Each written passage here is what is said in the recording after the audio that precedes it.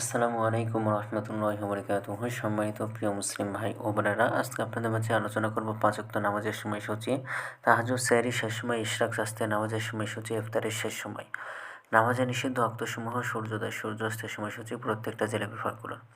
তো আজকে বৃহস্পতিবার 5ই ফেব্রুয়ারি 2026 ইংরেজি, 22শে মাঘ 1432 বাংলা, 16ই শাবান 1447 হিজরি। ঢাকা মতো পার্শ্ববর্তী এলাকার নামাজের সময়সূচিগুলো তুলে ধরবো, তারপরে অন্যান্য জেলা বিভাগগুলোর নামাজের সময়সূচিগুলো তুলে ধরবো। তো যে যেখানে ভিডিও দেখছেন কমেন্ট করে জানাবেন।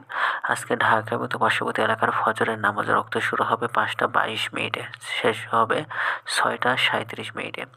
জোহরের নামাজের রক্ত শুরু হবে 12টা 16 মিনিটে, শেষ হবে 4টা 9 মিনিটে। আসরের নামাজের রক্ত শুরু হবে 4টা 10 মিনিটে, শেষ হবে 5টা 29 মিনিটে। মাগরিবের নামাজের রক্ত শুরু হবে 5টা 50 মিনিটে, শেষ হবে 7টা 5 মিনিটে। এশার নামাজের রক্ত শুরু হবে 7টা 6 মিনিটে, এশার নামাজের রক্ত শেষ হবে 5টা 16 মিনিটে। আজকে ঢাকার মতো পার্শ্ববর্তী এলাকার সেহরির শেষ সময় হলো 5টা 16 মিনিটে। ইফতারের সময় সন্ধ্যা 5টা 50 মিনিটে। আজকে ঢাকাতে পার্শ্ববর্তী এলাকার নফল নামাজের উত্তম সময় ইশরাকের রক্ত সকাল 6টা 52 মিনিট থেকে 8টা 51 মিনিট পর্যন্ত, শাস্তের রক্ত সকাল 8টা 52 মিনিট থেকে 12টা 9 মিনিট পর্যন্ত এবং তাহাজ্জুদ নামাজের রক্ত উত্তম সময় রাত 1টা 30 মিনিট থেকে ভোর 5টা 16 মিনিট পর্যন্ত।